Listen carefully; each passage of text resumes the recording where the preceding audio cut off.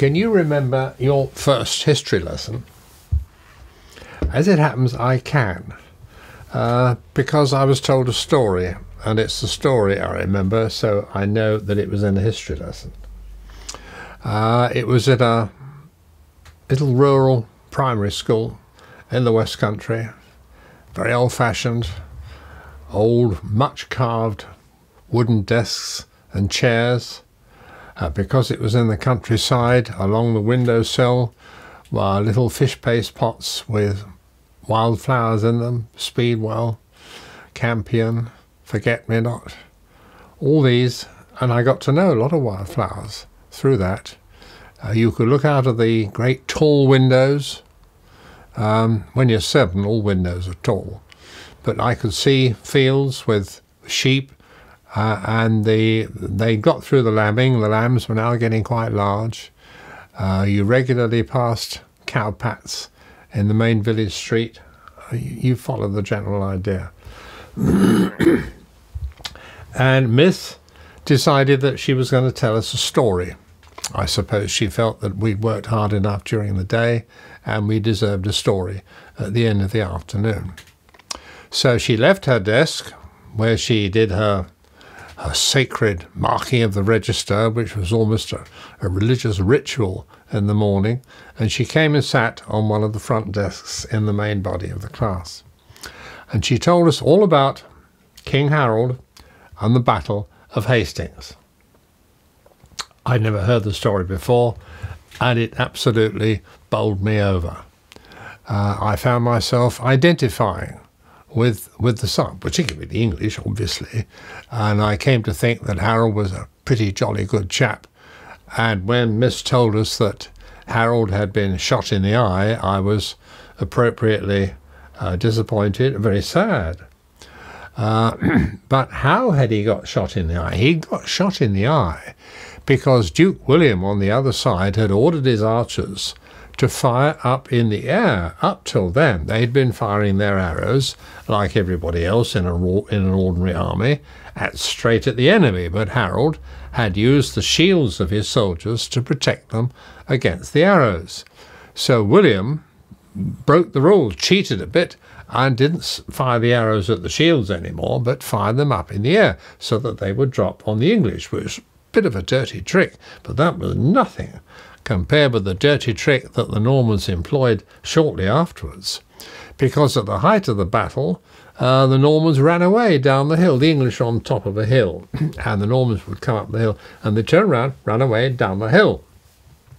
So the English thought they'd won, and they chased down the hill after the Normans to cut them up and polish them off. And then, guess what? These rotten Normans turned round and started fighting again. They weren't running away at all. They'd only pretended to run away, which I thought was the dirtiest of all dirty tricks. And of course, it won.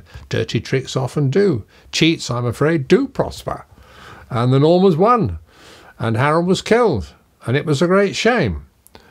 So whenever I thought about this lesson, part of my thinking was taken up with a sense of outrage at what stinkers the Normans were.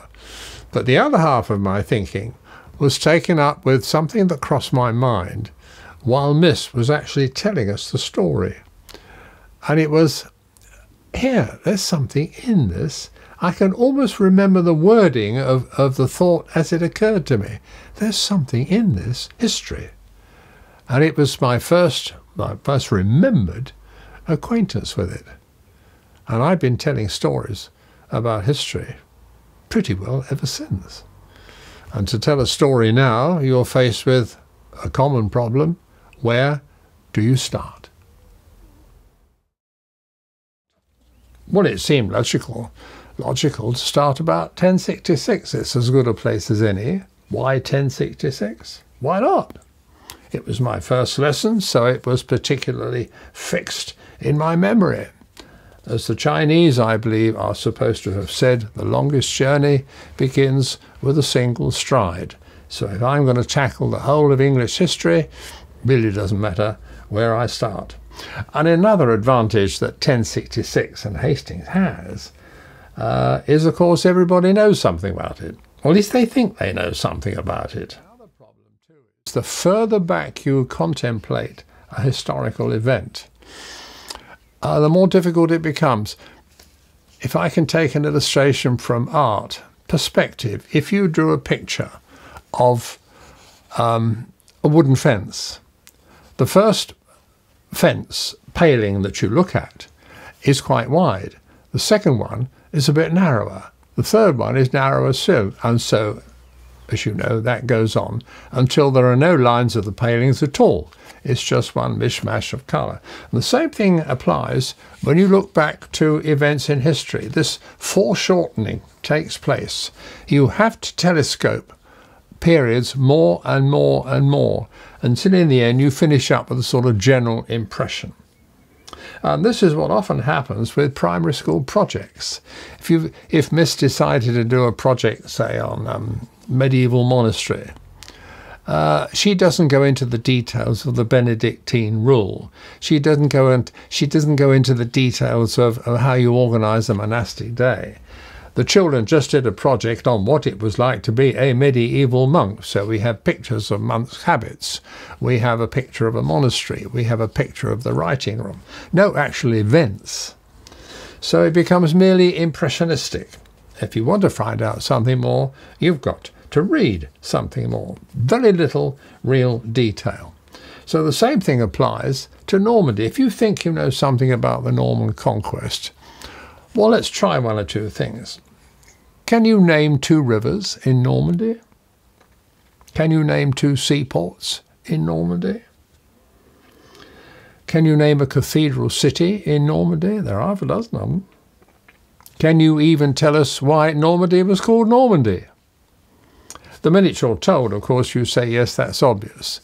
What had happened in the 8th and 9th century? Vikings had travelled everywhere, as you know, causing mayhem and destruction all over the place.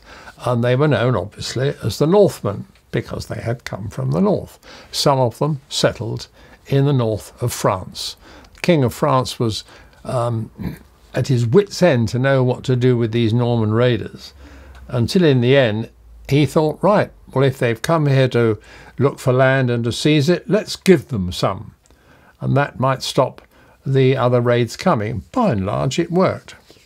So they settled in northern France. So the Northmen settled in what became known as Normandy. Normandy became Normandy. So that's where Normandy comes from. But to carry on the questionnaire, apart from 1066, can you name another single date in Norman history? Take William. What do you know about William the Conqueror? All right, so he was called William the Conqueror, but he was 38 years old when he conquered England. Do you know anything about William before he was 38 years old? I bet you don't. Oh yes, you might know one thing. You will know that he was called William the Bastard. Why? Obviously, because his father had neglected to marry his mother. We know his mother's name, Arlette. She lived in a Norman town called Falaise. If you go to Falaise today, you will see a castle, and they will tell you that it is the castle of Duke Robert of Normandy. It wasn't actually, it was built sometime later, but never mind. That's what the legend is for the tourists. And the story goes that Robert looked out of the window of his castle one day, and down by the stream there were some young women of the town doing the family laundry. And he rather liked the look of one of them. And as Norman barons and Norman lords were accustomed to doing, he sent word down that this particular one, Arlette, was to be brought up to the castle. Later on, he didn't marry her, but he took her as his life's partner, and she became the mother of William. So that's the legend. As I say, they'll even show you the window in Falaise Castle out of which Robert looked when he caught sight of Arlette. But it's a different castle, I'm afraid. Anyway, William came to the throne very young because his father had gone on a pilgrimage, got ill, died, so didn't come back, and William found himself in charge of a duchy at the age of 7 or 8. You can imagine what happened. His rule in Normandy was beset by other barons, nobles, foreigners, the King of France, pretty well anybody who fancied his chances of seizing a bit of extra territory. And William was very fortunate in having 2 or 3 guardians who looked after him very faithfully. In fact, 2 died in their duty of looking after William. So he grew up in a very, very stern set of circumstances. On at least 2 occasions, he was yanked out of bed in the middle of the night because assassins were actually in the castle with the daggers out, trying to kill him. You can imagine what a life like this must have done to a growing boy. So he grew up very hard indeed. He learned soldiering very early. He was commanding men in battle when he was 15 years old. So by the time he got to 38, there wasn't very much you could tell William about running a duchy in medieval France. He was a very successful one too. He had plenty of enemies, particularly the King of France himself. This was the man who, at the age of 38, had embarked on the conquest of England. Why? Well, we'll come to that a little bit later on. The illegitimacy. Today, illegitimacy doesn't matter very much. Not all that long ago, a young woman who got herself into an interesting condition could often face the door of her own house slammed in her face, and her own father telling her never to darken the doorstep again. Luckily, that's all gone. But in 11th century Normandy, it was a very, very serious business indeed. The most important thing in the world was land, and you had to have your title to that land secured beyond any possible doubt or challenge. And the way to do that was to prove that your father had married your mother. So that succession could be proved, you would have continuity, you would have security. Medieval Europe lived in a state of far greater insecurity than we do today. What do we know about the country he conquered? Frankly, not very much. Name 3 facts about England in the 11th century. You might know it was ruled by somebody called Edward the Confessor. True, but I bet you don't know why he was called Edward the Confessor. Do you know about the old countries of England? Do you know, if I said the word to you, heptarchy, would it mean anything? In fact, it means the land of the 7 kingdoms. Heptarchy comes from a Greek word meaning 7. Based on the early conquests of the Saxons. As you well know, the South Saxons settled in what became and is Sussex, the East Saxons Essex, the West Saxons Wessex, and so on. Curiously, we do not have a county of Nossex. We don't know what happened to the North Saxons, if indeed there were any. They used the word shire, so that much would have been familiar to you. In fact, the man in charge of the shire produces another word which you're extremely familiar with for another reason. A man put in charge of a farm or an estate was known as the reeve. So a man put in charge of a shire was known as a shire reeve. Carry that on for a few decades, allow for people's laziness and pronunciation, and shire reeve becomes sheriff. Sheriff was the chief executive officer in a county in England in the 11th century. As you well know, sheriff means something completely different in America. So we know a little bit, well, I've just told you a little bit about the shires, about the counties, but you would be making a mistake if you thought of England as one single country. Now, geographically, of course, it was.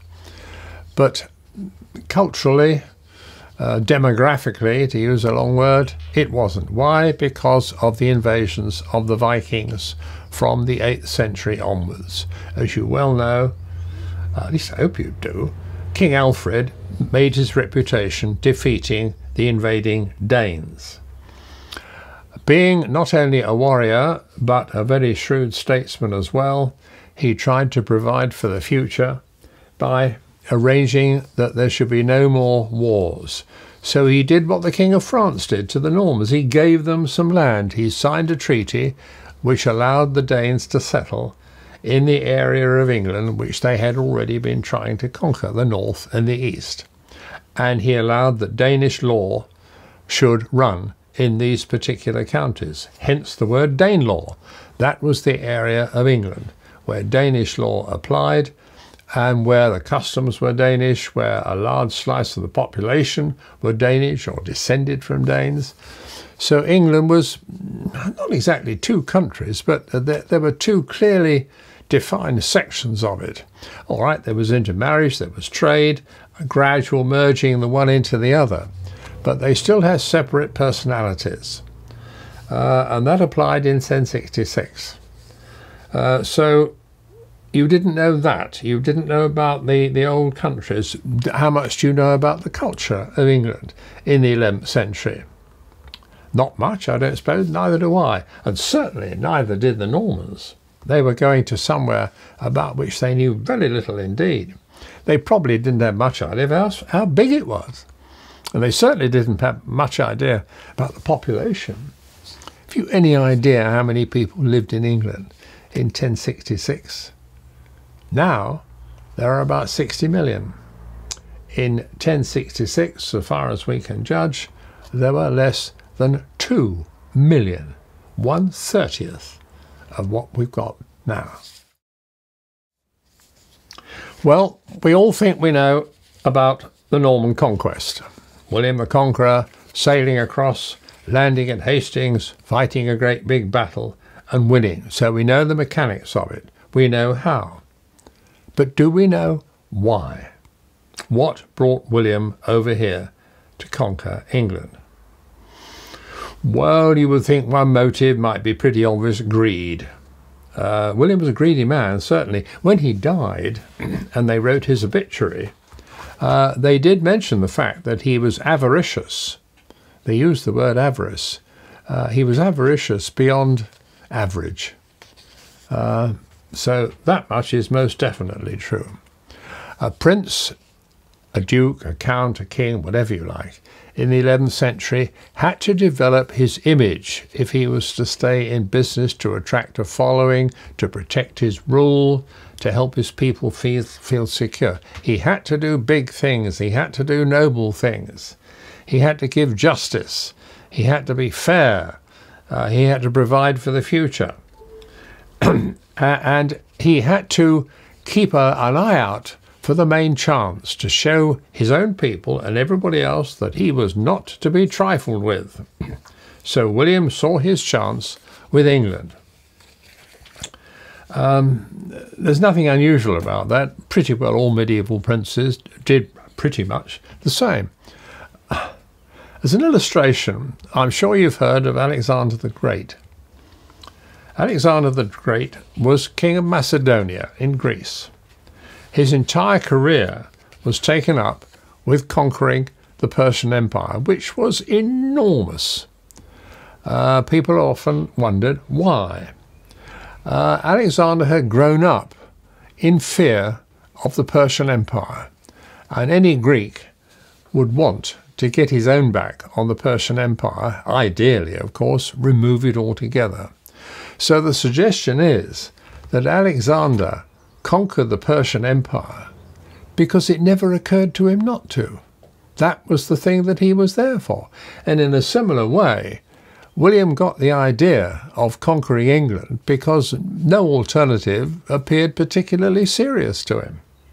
And this was reinforced by the fact that in 1051, 15 years before the conquest, he'd visited England.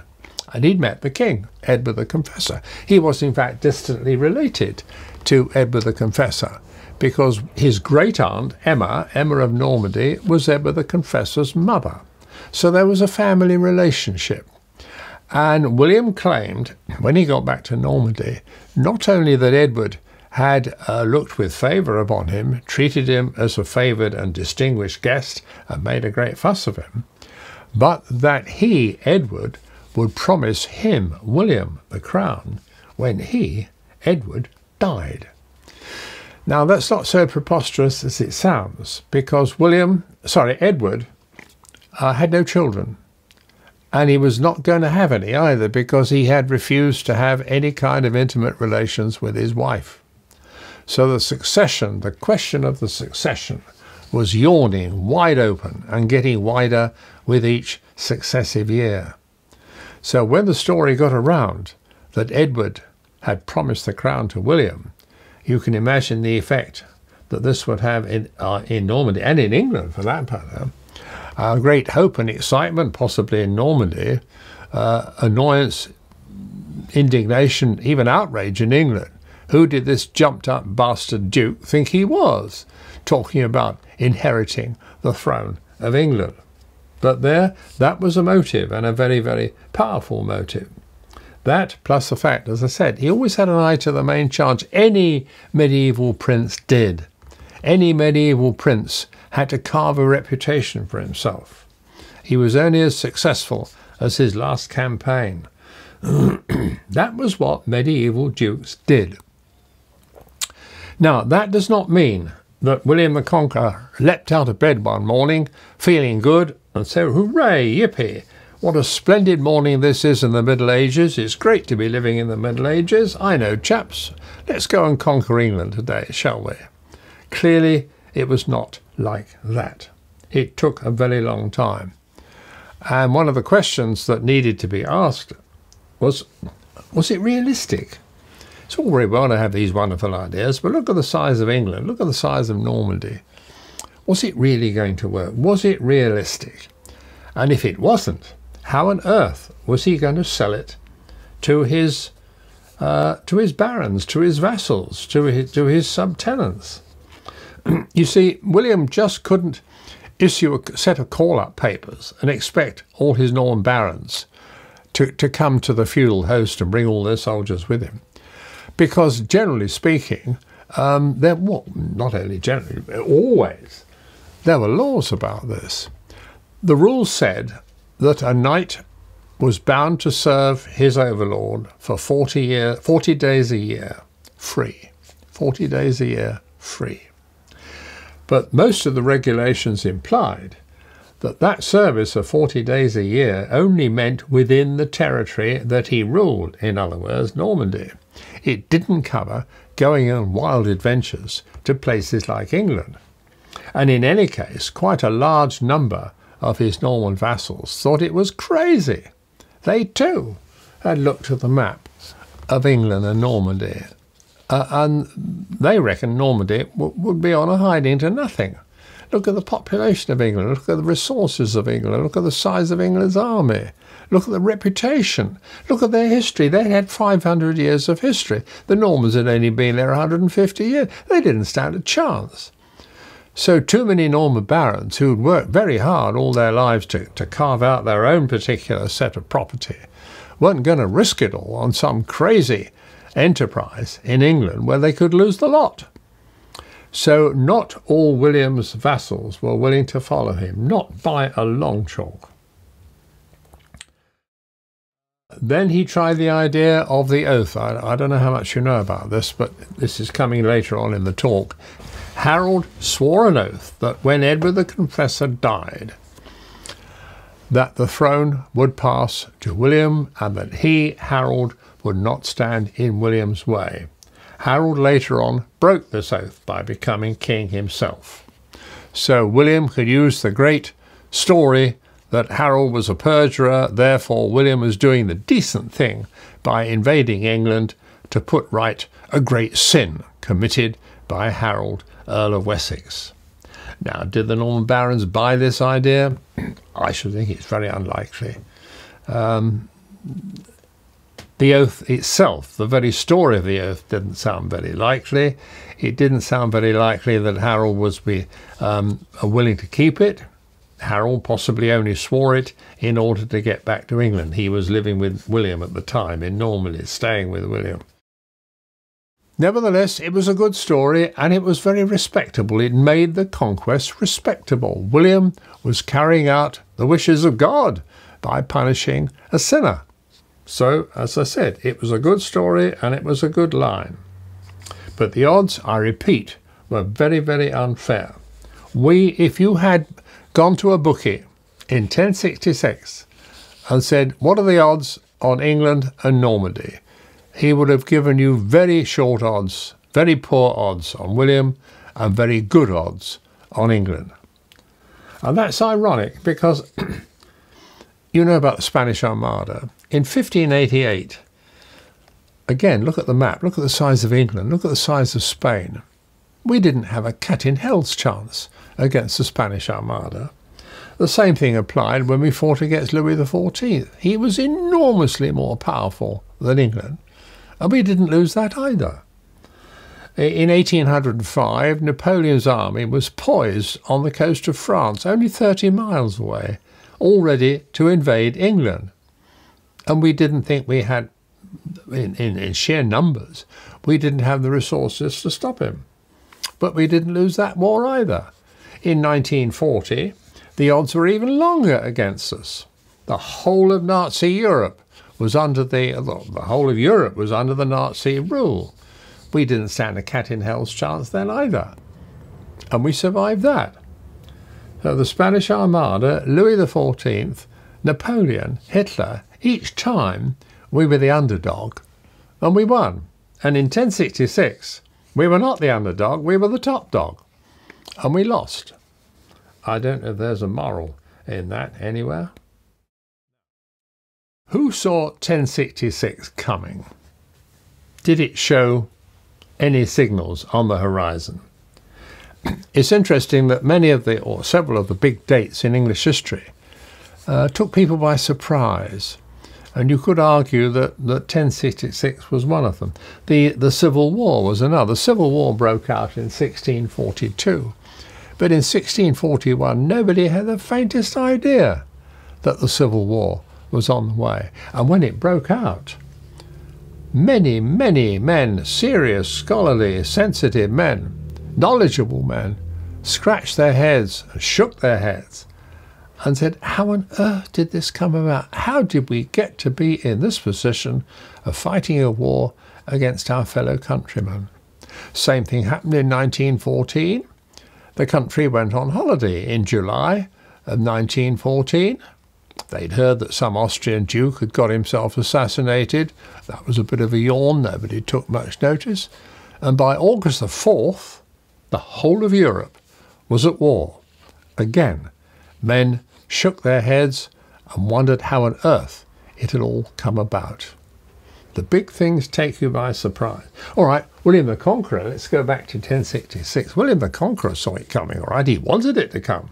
All he had to do was to wait for Edward the Confessor to die, and Edward was not all that old, so he might have to wait a long time. But did France want it, or did France see it coming? Very unlikely.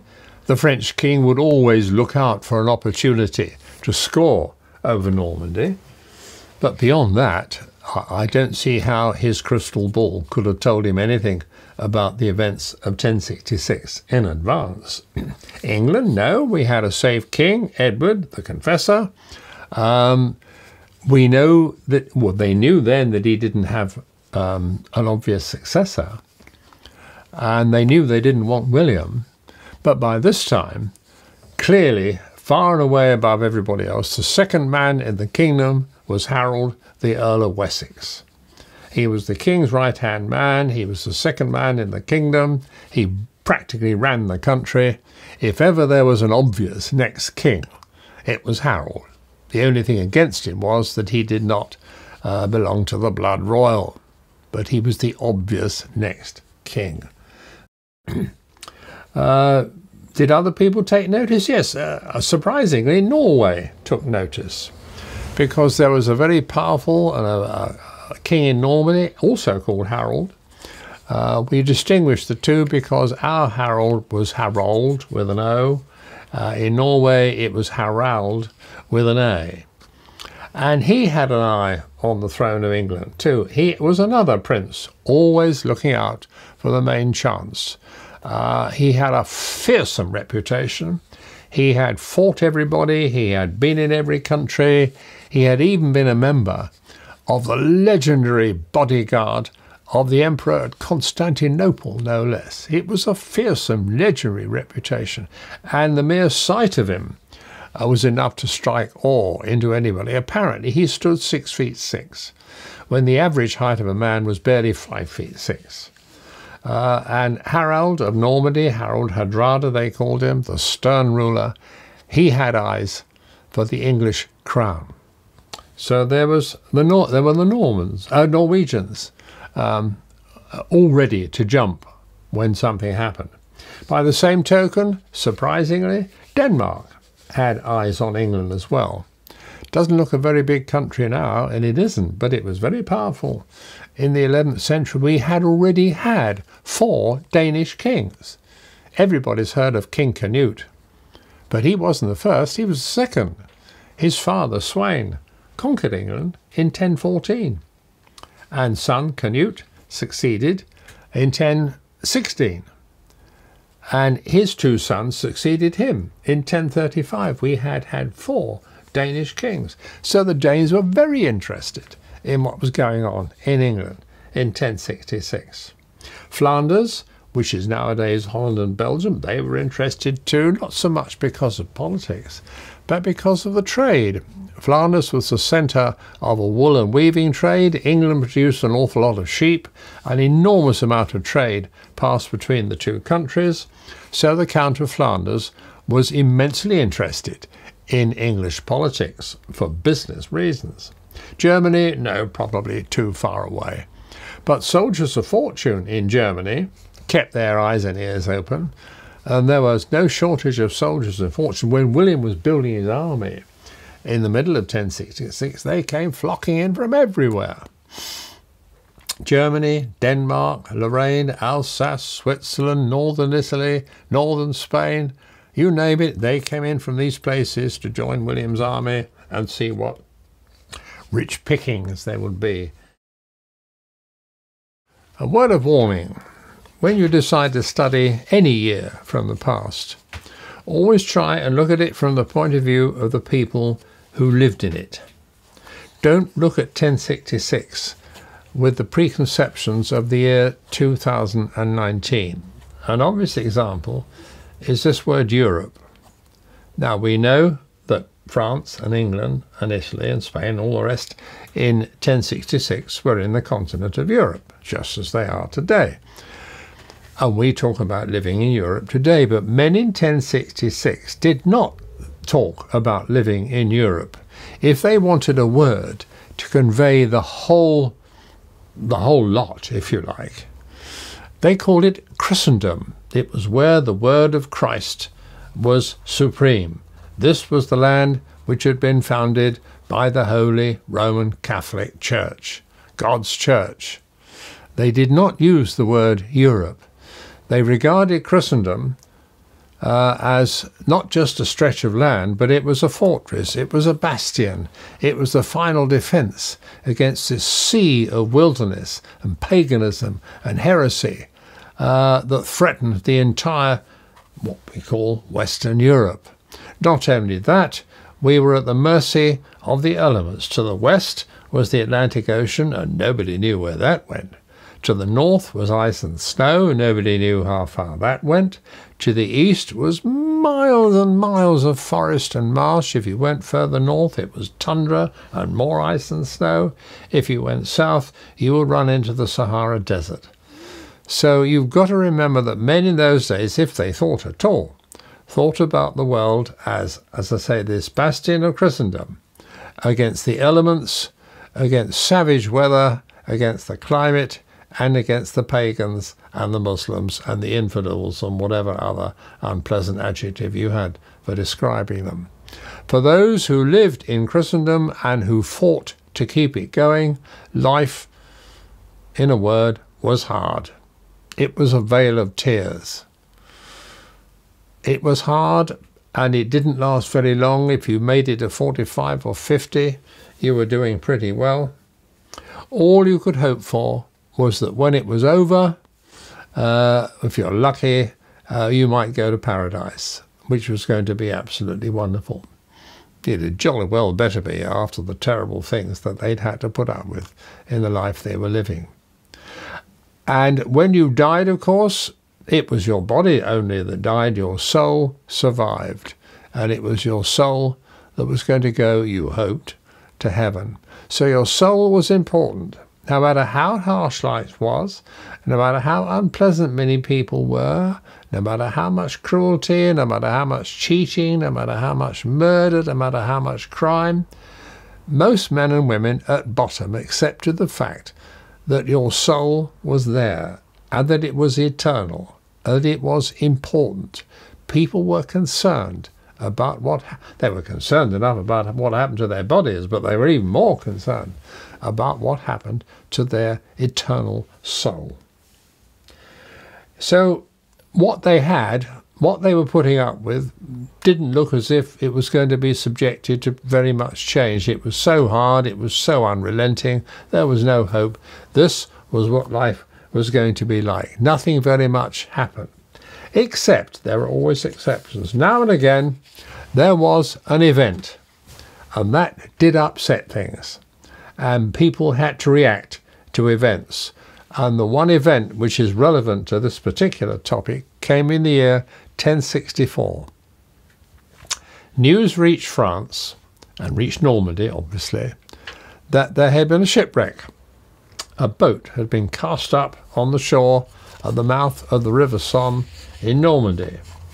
And when men went to investigate who was on it, a crew obviously, but the most important, there was a celebrity on it, and his name was Harold, and he was the Earl of Wessex. The Earl of Wessex, a Saxon earl, had been shipwrecked off the coast of Normandy.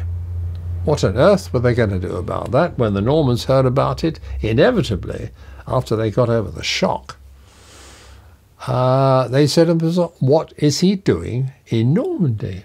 What on earth is he up to? The Normans are great chess players. They love planning in advance. They love working out reasons for things. They love working out the background. They like method. They like system. They could not for the life of them work out what on earth Harold had in mind when he came to Normandy. It never crossed their mind that he might have come there by accident. Yeah. There was once an Austrian chancellor called Metternich, and in 1815 he was at a famous congress in Vienna, and everybody was there. And in the middle of the night, his servants woke him up to tell him that the Russian ambassador had just suddenly died. And Metternich propped himself on an elbow and said to himself, I wonder what he means by that.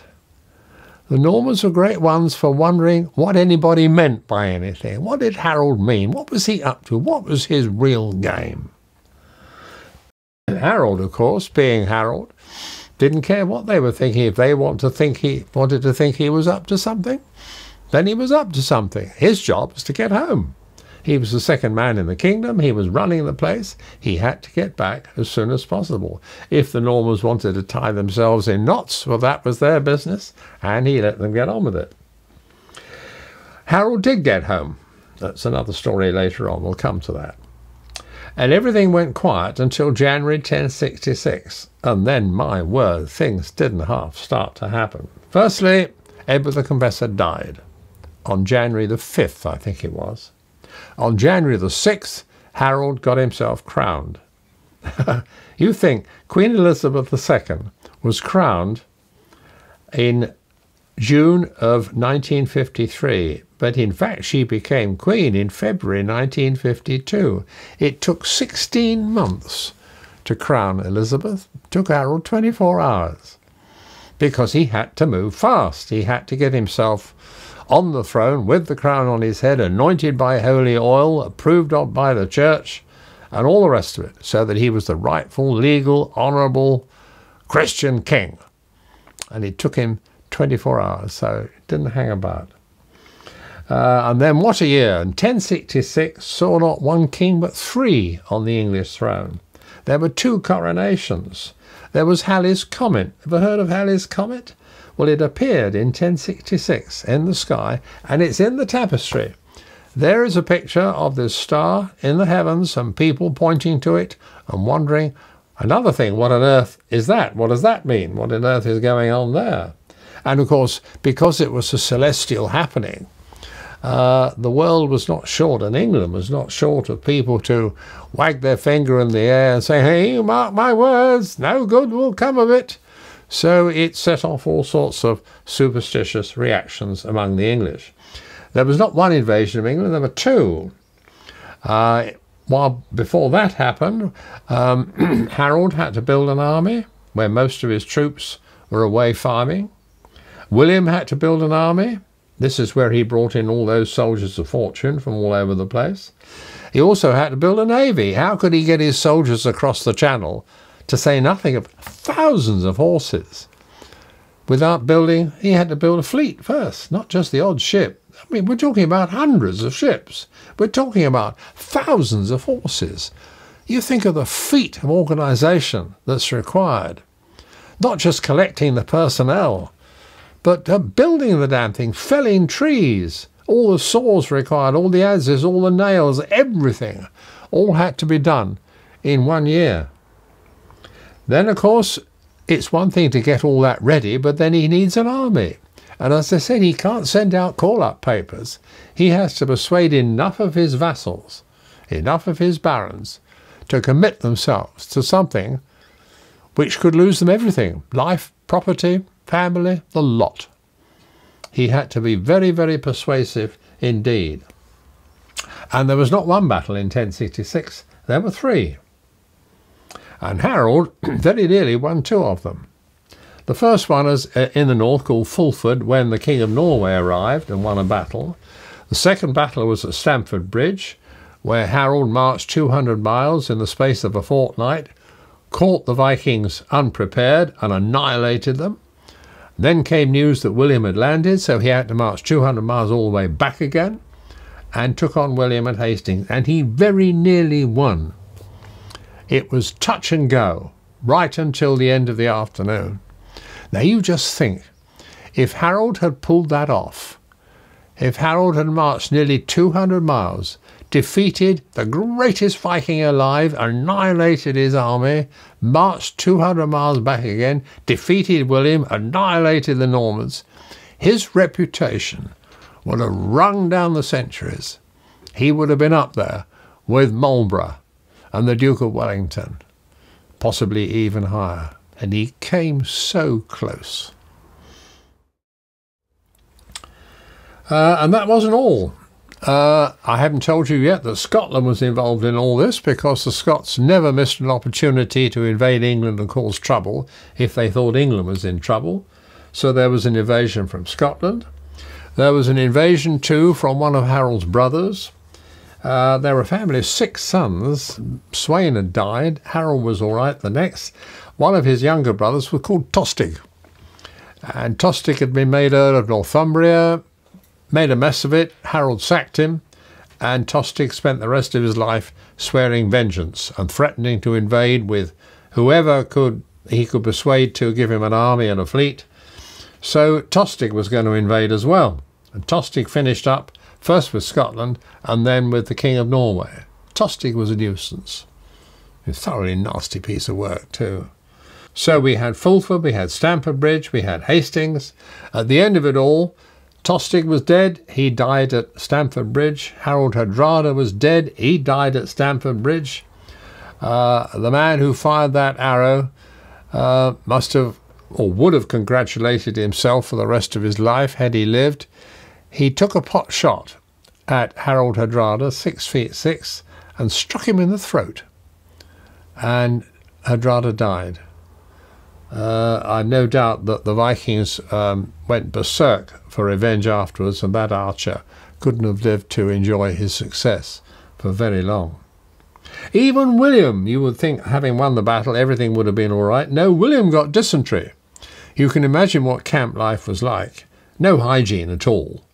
William was laid out for 4 or 5 weeks with dysentery. So he could have gone too. Imagine the vacuum then. And even that was not the end, because at last he got himself crowned on Christmas Day of 1066. And everybody who was anybody, those who were left, was in Westminster Abbey, Edward the Confessor's brand new Westminster Abbey. When it got to the stage where they had to ask the crowd whether they approved of King William, so they all were going to shout, "Long live King William," they did. They let rip with an enormous shout. And the crowd outside heard it. And the Norman troops guarding the streets heard it. And they thought there was a riot. They thought everything had gone wrong. So they dashed round all the houses round about the abbey and burning them down. They could have been within an inch of burning down the abbey itself.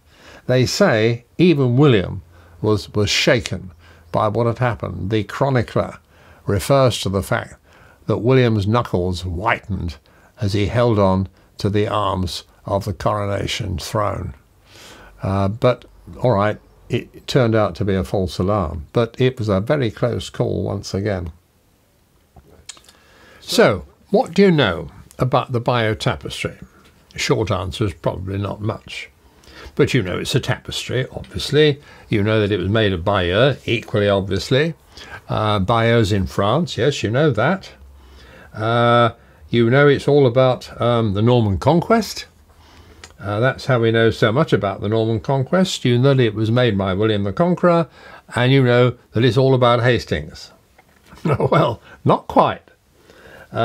Historians are the most terrible killjoys. They will tell you that Harold was not shot in the eye with an arrow after all. More of that perhaps later on. They tell you that Alfred didn't burn the cakes. What a shame. They tell you that Robin Hood did not look like Errol Flynn, and he didn't win the war against King John all by himself. He probably didn't exist at all. And King John didn't sign Magna Carta, because he couldn't write.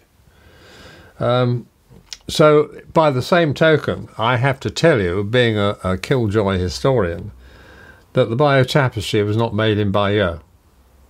It's only talked about. They only call it the Bayeux Tapestry because the first reference to it comes in the 15th century, over 400 years after it was commissioned.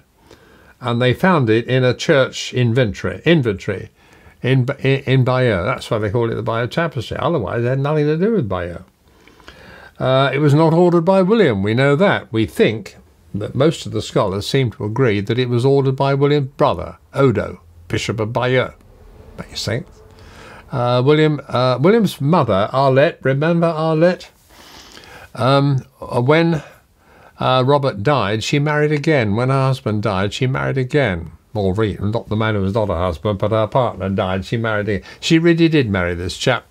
He was a tradesman in Falaise, I think, and she had 2 children. One of them was Odo, and William made him Bishop of Bayeux when he was 14. So the Bayeux Tapestry was not made in Bayeux. It was not ordered by William.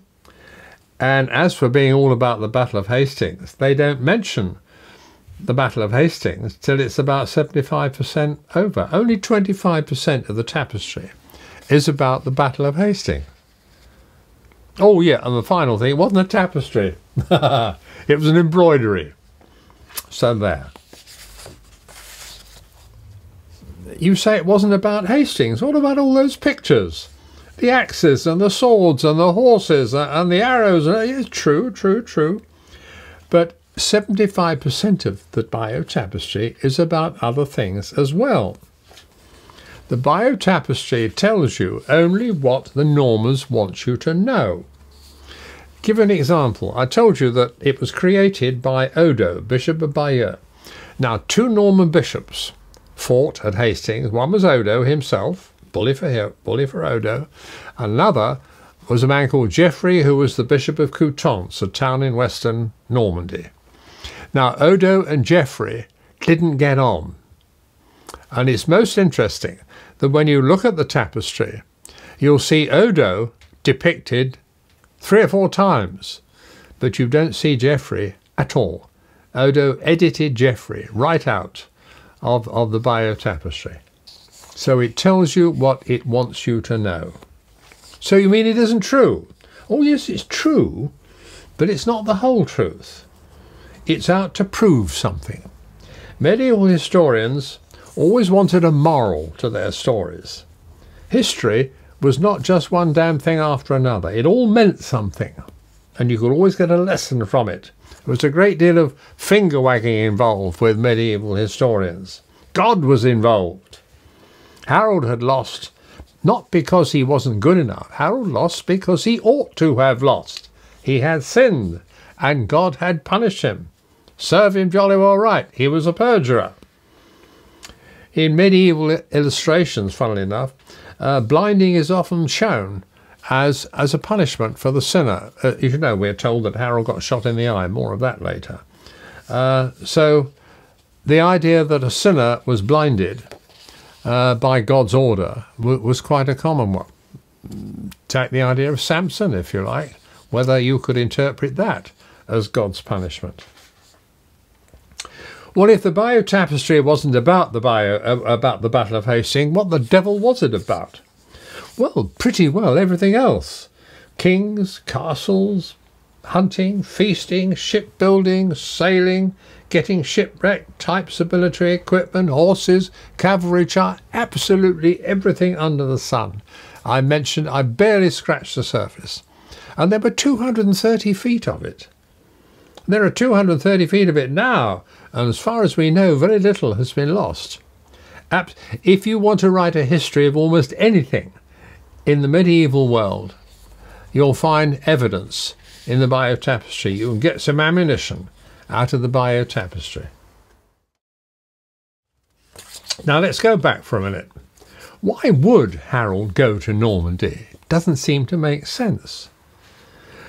One of the very first panels in the tapestry appears to show us that King Edward is ordering Harold to go to Normandy, which seems odd.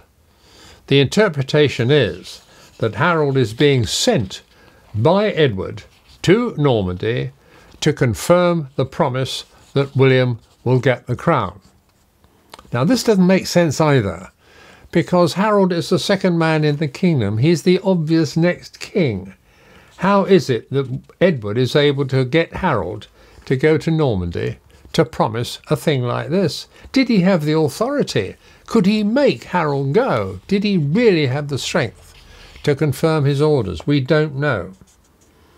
So was he just obeying the king, or was it something else? Was Harold using the opportunity? He was a great opportunist. If Edward had ordered him to go, Harold might have said, well, all right, I'll go. It'll give me a chance to size up the opposition, find out what sort of a man William is, case the joint, get the feel of Normandy. So Harold could be using it for his own purposes. I haven't told you yet. Harold had a couple of relations, a brother and a nephew. When William had visited Normandy in 1051, and Edward had promised him the crown, so they said, hostages were given. It was a regular thing in the Middle Ages. If you had an agreement, a promise, anything like that, one side gave hostages to the other for good behaviour. Obviously, if the partner in the agreement didn't obey, then the hostages get killed. And these two young Saxon hostages have been living in Normandy since 1051. So the suggestion is that Harold went to Normandy to get these two young men back. Why? Obviously, because he was clearing the decks for when the time would come when he would have to defend England against William, because he obviously would. Everybody knew that. These two men were out for the crown, and they were rivals. And clearly some kind of reckoning was going to come somewhere. So was Harold in Normandy simply to try to get these two boys back from being hostages? Was he simply clearing the decks? Or another interpretation, was he not going to Normandy at all? It was quite common in the 11th century for noblemen, those with ships, to travel by sea when the alternative was available. Travel by land was terrible. Roads were awful. Not only awful, they could be dangerous. I mean, there was no police force. There were no traffic alarms or anything like this. Anything could happen on the road. As late as the 18th century, 700 years later, John Wesley, the Methodist preacher, nearly drowned in a pothole on the Great North Road. That gives you some idea of how uncomfortable road travel was. So if you had a chance to travel from one part of Hampshire to Sussex, shall we say, and you had the chance of travelling by sea, you travel by sea. Much easier. And Harold, he was the Earl of Wessex. He had access to seaports all round Hampshire and Sussex. It makes perfect sense that Harold was on a boat trip. And another thing that gives you that impression too, the third or fourth panel in the Bayeux Tapestry shows you Harold leaving the king. But he's not just riding away. He has hounds and falcons with him. Now, if you're going to travel to Normandy on an embassy, do you normally take falcons and hounds with? The suggestion is that Harold was simply on a hunting expedition. Went on board ship to go somewhere else hunting, and there was a storm. The English Channel is not noted for its similarity to a mill pond. Storms are quite frequent. Harold could simply have been caught. And when you're caught in a westerly storm, most of them were westerly, ships in the 11th century were so poorly constructed that there was no way they could sail against the wind.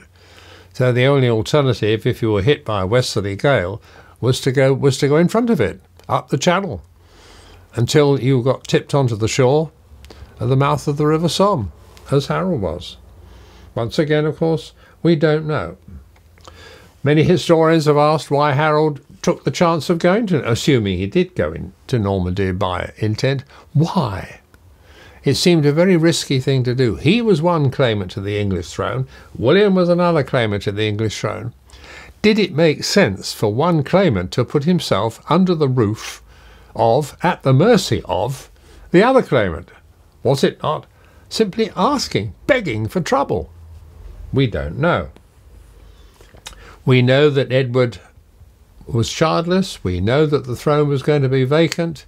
Everybody knew that the atmosphere was becoming more and more electric. Nothing was actually said, but everybody knew.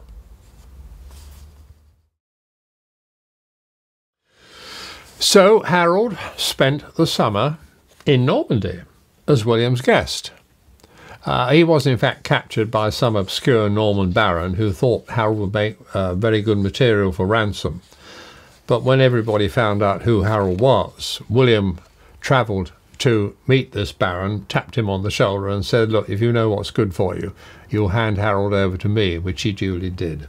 So Harold was the guest of William for the whole of that summer, which of course raised the question, two questions. Once again, what on earth was Harold up to? And secondly, what on earth do we do with him? Do we just entertain him and give him board and lodging for as long as necessary? How long is necessary?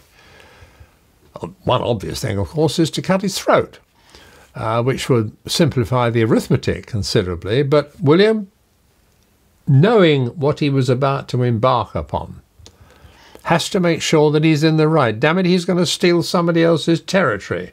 He's got to be in the right. And if it's proved that he has committed a crime like murdering a guest, it won't do his public reputation any good. So we can't kill him.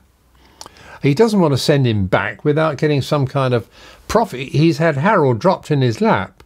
If he lets him go back with nothing done, it seems that he's missed a wonderful opportunity. What do we do? Well, in the summer, it was quite common for feudal lords, barons, counts, dukes, whatever, kings. They went campaigning. There was always a campaign to fight somewhere. There was always somebody on the borders of your land causing trouble, and you sent off a punitive expedition to rap him over the knuckles and tell him to behave himself. Or you went and did some raiding yourself. It worked both ways. And at that particular time, the Duke of Brittany, next door to Normandy, was causing trouble. Conan, his name was. William embarked on a campaign and took Harold with him. It seemed to make sense. It was something to do. It kept, he could keep his eye on Harold. It was a way of testing Harold. It was a way for William to find out how Harold behaved. What sort of a man have we got here? And Harold, by the same token, say to himself, right, I'll watch William on campaign. See what sort of commander he is. What's he like? What's he made of? So off they went to Brittany to besiege Count Conan in his castles. And it was very successful. And in the course of it, they had to cross a river, which was noted for its marshes and quicksands. And 2 Norman soldiers got into trouble. And guess who fished them out but Harold, Earl of Wessex. And the picture is in the tapestry. There is Harold. You can tell it's Harold because he has a moustache. All the Englishmen are depicted with moustaches. The Normans are always shown as clean-shaven, so you know who's on which side. And there is Harold dragging these 2 Norman soldiers out of the River Quennan. Well, William decides to make something out of this, so he has to thank Harold for what he's done. And he decides to thank him publicly. So he gives him a sort of duke's honour. He makes him a knight, as the Queen did in her recent birthday honours. But you see, in the 11th century, knighthood meant a bit more than a gong. Knighthood in the 11th century, if you became a knight created by somebody, you became that somebody's vassal. You became their inferior. You became their servant. You were committed to service to them. So what William had done was to set up a ceremony in which everybody could see that he was the overlord, Harold was the vassal. Wonderful for public relations. That was not the whole of it either. The next set of panels we see is this famous oath, in which Harold lays his hands on 2 altars and swears that when King William died, God forbid, he, Earl Harold, would help him, Duke William, to become the King of England. While at the time it seemed just an ordinary routine day-to-day oath. But when the oath was over, the story goes that Bishop Odo, once again up to no good, Bishop Odo had the covers taken off the altars, and there, underneath the covers, in the altars, were the relics of saints. Now, as you well know, the medieval world set great store by the relics of saints. They were magical. They could produce miracles. They were very, very significant indeed. So everybody utters gasps, oh my God, Harold has sworn the most holy of oaths that he will help William become King of England. Well, of course, we all know, and any lawyer will tell you, that any oath sworn under duress doesn't count. But it didn't half count in 1066. William trumpeted this, as you can imagine, all over Europe. Harold didn't give a damn as long as he got him out of England and got him home. It achieved the object of the exercise. But that's what happened. This was the famous oath at Bayeux. It made sense for William, certainly, because it was a wonderful coup for public relations. Now we've got to go on to another general idea for a moment. Let's say we'll entertain you to a little bit of background once again. In the Middle Ages, one of the great problems for rulers was public relations. How on earth do they transmit what they want to the people? How do they transmit laws? How do they transmit orders? How do they make their will known to the people? Well, most people, as you know, couldn't read and write. There was no printing press, there was no television, there was no radio, there were no newspapers. How on earth do they do it? Well, all sorts of ways. They grab any possible technique they can lay their hands on. They paint pictures, they draw pictures, they embroider pictures like the Bayeux Tapestry. They build statues. They mint coins. It's no coincidence that the king's head appears on the coins. They put up great big buildings to make everybody suitably impressed with the enormity of the king's rule. Look at the size of the Egyptian public buildings. They travel themselves. One of the great tricks of kingship is to be seen. They know who you are, and they've seen you, and they know where you are, and they know you turn up regularly. Travel, travel, travel. Quite a lot of medieval kings, they say, practically rode themselves to death, going all around the country, being seen. And it was during these travels that they had to provide justice, that they had to show everybody that everything was secure, that everything was all right. The king went on these great big progresses, and it continued into the modern period. The Tudors were great travellers and progressors. Think of how many manor houses where they tell you that Queen Elizabeth slept here, or where Henry VIII slept here, whatever. They loved progressing all over the place. Elizabeth was a vain woman. She adored doing this, making a great fuss and waving her hands, people cheering, and good Queen Bess and all the rest of it. So, there was a reason behind it. And so you have these, you could call them comic strips, I suppose. But they did have a reason, and they did have a message, and that bit about giving Harold knighthood and the swearing of the oath was absolutely invaluable, because it could be seen. This was why so many ceremonies took place in public. It was no good a few barons meeting in a hall somewhere and signing a document, assuming they could write. Nobody knew. But if it was done out in the open, or in a great big hall, or on a field, with hundreds and thousands of people there actually witnessing it for themselves, there was no argument about it. They had seen it with their own eyes, and that was proof. And it was not new. The Bayeux Tapestry was nothing like the first comic strip. As I said, go back to ancient Egypt. Look at all those pictures on the walls of pyramids. So we're talking about something 3,000 and 4,000 years old. It's as old as the hills. The Babylonians did it. Look at what the Greeks did on the frieze of the Parthenon in Athens. The Emperor Trajan built this enormous column in Rome, on which were carved the record of all his victories, Trajan's column. Think of Trafalgar Square. Is it any basically different? So there's a lot in the Bayeux Tapestry. Don't be put off by.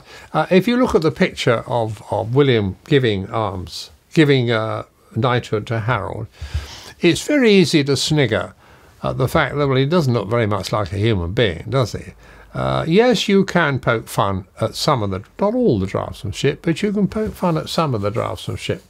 But that's not the point, because there are times when the draftsmanship is quite remarkable. You visit Bayeux itself, go to the tapestry, and stand in front of the tapestry, that part of the tapestry, where the Norman cavalry are getting ready to advance. The drama is quite palpable. You can almost hear the beating of the hoofs on the ground. It is quite remarkable the effect that these embroideries have. Not done by military artists, these are done by ladies. In Canterbury, well, as far as we know, they're done by English women, not Norman women. And they're done by seamstresses in Canterbury. How did they know all about this? It's also worth noting, too, that the draftsmanship is remarkable for its sheer scale. There are something like 600 people embroidered on that tapestry. 600! There are something like 200 horses. I don't know if you've ever tried to draw a horse, but it is extremely difficult. And there's one scene in that where there's a Norman cavalry charge, and many horses obviously fall. And it is so modern. You can feel the impact of those falling horses. To this day, it is quite astounding that these women were able to do it. So don't be superior about the Bayeux Tapestry. I said, look at it from the point of view of the 11th century. Judge it from the standards of the time. Secondly, don't be afraid of the Bayeux Tapestry. You say, well, what am I going to get out of it, because all the inscriptions are in Latin? Yes, that's true. But Latin is the ancestor of English, and there are lots of Latin words which you can recognise in English today. You can make good guesses. For example, if you see Edwardus, you don't have to have an awful lot of grey cells to work out that Edwardus means Edward, or Wilhelmus means William, or Haroldus means Harold. Bully for you. Go to the top of the class. You can deduce things. You see a picture of a ship, and underneath it says navigavit. You think, what the hell does navigavit mean? But think of our English word navigator. And you've got a picture of a ship. So it seems a reasonable guess that navigavit means sailing. And you'd be dead right. So you can do a lot of Sherlock Holmes stuff as well. We have foreign words ourselves now. You shouldn't shy away from a word just because it's foreign. We have cafe, we have buffet, we have blitz, we have spaghetti, plaza, vendetta, all these foreign words strewn across English, and we're used to them. And sheer gumption. Take the word sacramentum. Have you ever heard it? I don't suppose you have. But there is Harold, sitting on the throne with an orb in one hand and a sceptre in the other, and it says sacramentum. Isn't it reasonable to assume that this means an oath, a coronation? So there's a lot you can get out of the Bayeux Tapestry. And don't expect to grab it all off the bat straight away. Think about it, read it, go away, and pennies will drop when you're not looking at it. And you come back and think, oh yes, yes, of course. Why didn't I work that out before? And there aren't all that many drawings, and there aren't all that many words. There are far more pictures than there are words. So you can get a lot out of the Bayeux Tapestry. And don't just look at the action bit in the middle. They've got a frieze at the top and they've got a frieze at the bottom. And all sorts of things are going on in those friezes. Right, legendary animals and trees and people and all the rest of it. But they use the frieze. It's as if there was some kind of roving reporter going over the battlefield, pointing his camera at evocative scenes.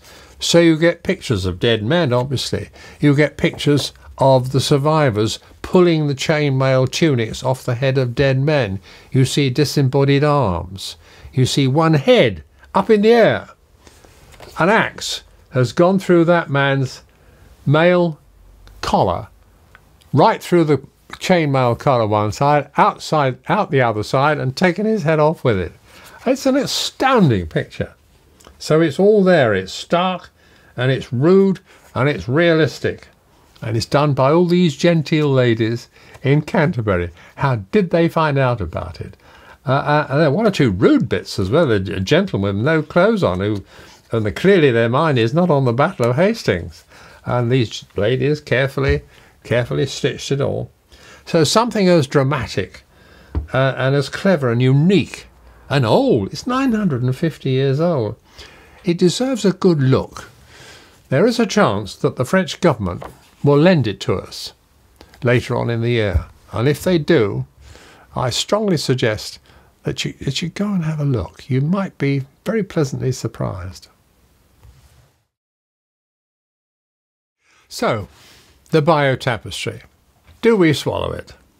Well, parts of it, yes. Other parts, clearly not. We remember all the time what the intention was behind it, to prove that William was right and that Harold was wrong.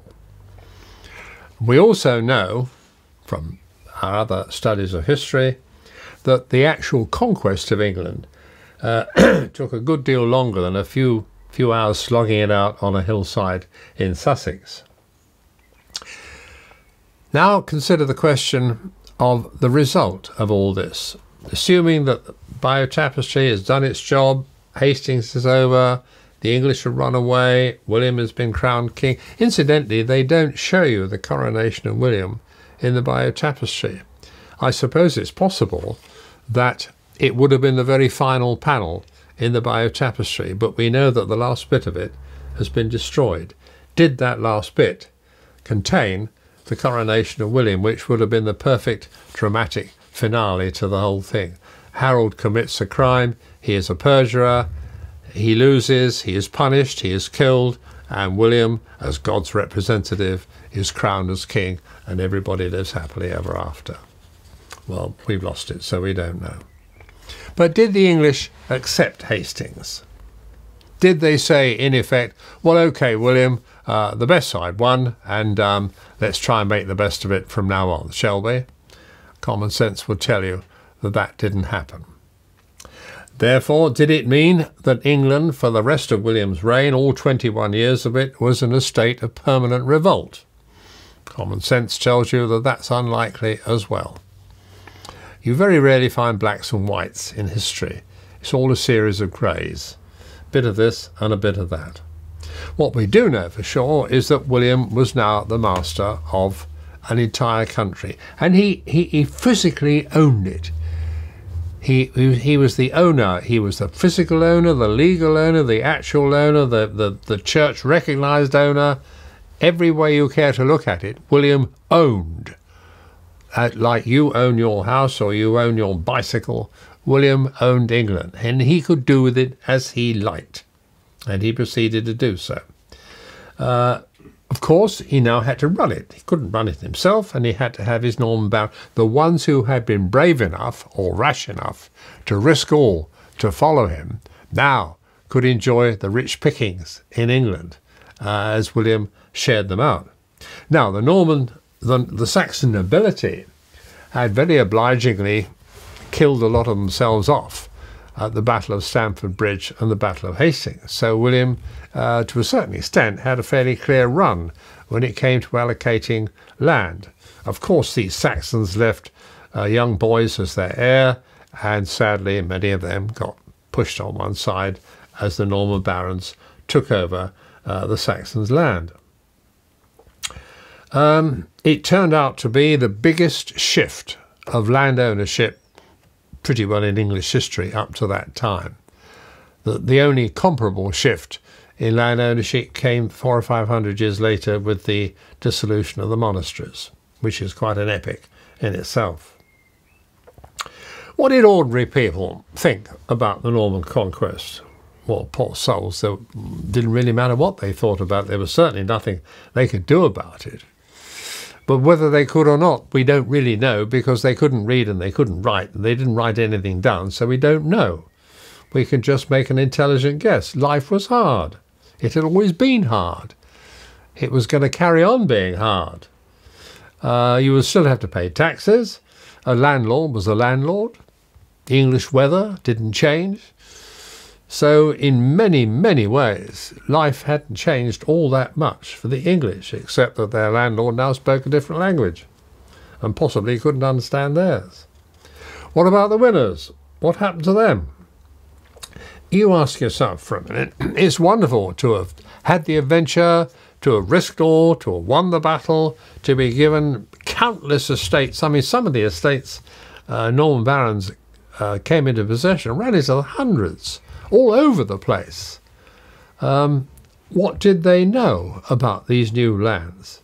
Did they even know where they were? How many of them had visited England before? How many of them knew anything about English? How many of them spoke English? How many of them knew anything about English law, English customs, English anything? What did they know about the English church? What did they know about communications in England? And all this, remember, has to be seen to, and they've still got their estates in Normandy. They can't leave them alone for long. They can't neglect them, because if they do, there are going to be some naughty neighbours sooner or later who are going to take advantage of their absence. So these Norman barons have to commute regularly. William commuted regularly between England and Normandy. So the Norman barons had an awful lot to learn. And that wasn't the end of it either, because England, remember, had neighbours. Was the Kingdom of Norway going to accept the defeat at Stamford Bridge?